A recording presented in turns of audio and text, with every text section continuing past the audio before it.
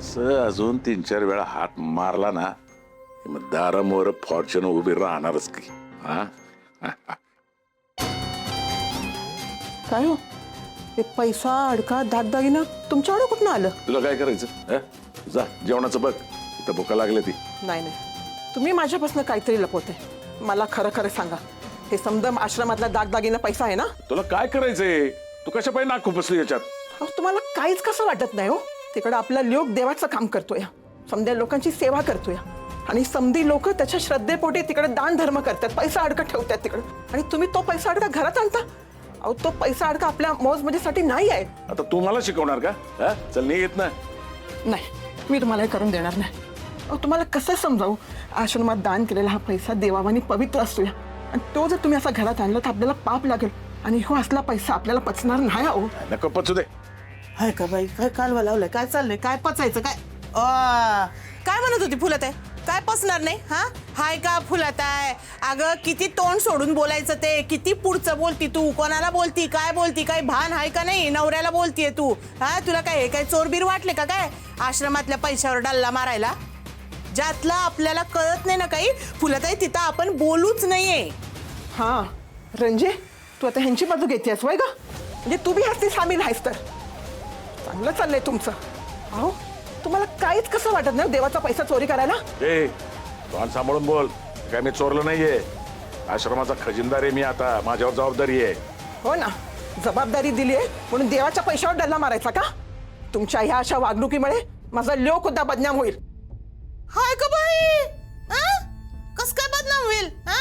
हे काय पैसे घेऊन बाहेर जाऊन बायकांवर उधळतात वय ग बाई? जेव्हापासून खजिनदार पद आलंय ना तेव्हापासून ह्यो माणूस तमाशाला बी गेला नाहीये. काय सांगायचं तुला? आता हाय ना फुलत आहे घरातला लेख, मग आणले वायच घरात पैसे, तर मी म्हणते काय बिघडलं? आता बाई हाय घरातला लेख देव माणूस, लोक मान देतात त्याला, त्याच्याकडनं सल्ला घेतात, तो आशीर्वाद देतोय, आणि लोक भक्तिभावानं काही पैसा पाणी काही दान धर्म करत असतील. कुणासाठी आहे ग ते सांग मला? मग आणला घरातला पैसा घरामध्ये दिसतं, काय बिघडलं मी म्हणती? रंजे, हे समजा देवाचं काम आहे. काय देवाचं काम आहे? देवाचं काम आहे लावले. तो मागा आश्रमाच्या पाठीमा. ए तुम्ही ह्याच्यात नाही पडू नका. तुम्ही तुमचे काम करा. चला नाही का? चला. नाही तर काय फुलत आहे. हे बघ, तुला एवढं जर वाईट वाटतंय ना हे सगळं बघून, तर तू आहे ना बाई जा त्या लेकाच्या आश्रमामध्ये जाऊन राहा, पण आता हितनं जा, ह्यासनी यांचं काम करू दे. जा चल. लई वंगाळ वागताय तुम्ही. पाप लागेल अशानं, तळतळाट लागेल, आणि वाटोळ कराल तुम्ही दोघं बी घरादाराचं. जा जेवणाचं बघ जा. हाय का बाई, वाट तुझं कसलं होतंय ग? हा फुलत आहे, वाट तुझं करायला बाई? इथं देव माणूस आमच्या घरामध्ये बसलाय, सगळ्यांना आशीर्वाद देतोय, सगळ्यांचं भलं होणार आहे, त्याबरोबर घरच्यांचं पण भलं होणार आहे. हा आली मोठी वाट तुझं. आणि तुम्ही हो हे असली कामं दरुजा लावून नाही करतायत का तुम्हाला? मला कसं आपण पडलं होतं का ती माझ्या पाठी येईल म्हणून? नाही तर काय. थांबा, मी ना हे कामच करते. हा मी तिला आश्रमातच पाठवते, म्हणजे ना घरामध्ये कटकटच नको, नाही का? मग काय? हाय का तोड आहे का काय? हे माझ्याच मापाचे दिसतंय. अहो जरा हातामध्ये घाला ना, नुसता लखलखाट होईल बघा हातात. घाला घाला. करू का लखलखाट गालावर तुझ्या? चल नाही येत ना. आली मोठी. चल. फुलत आहे.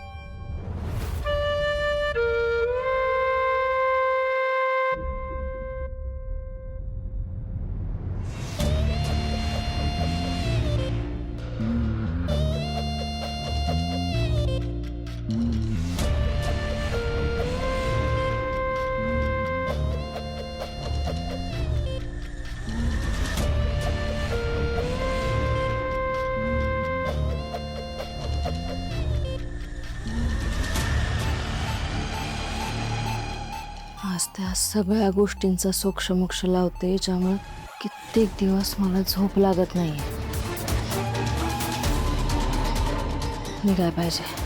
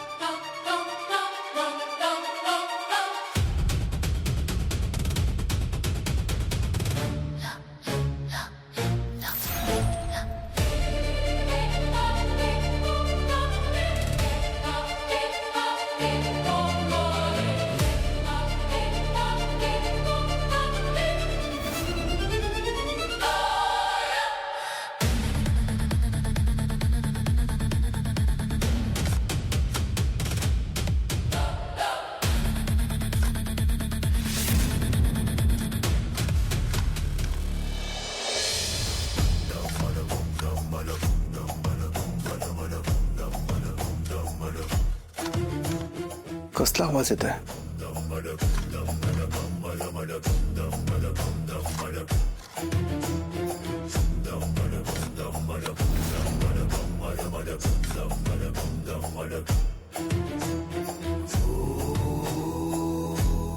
आवाज तर पाठीमागूनच येतोय. कोणी खणतंय का?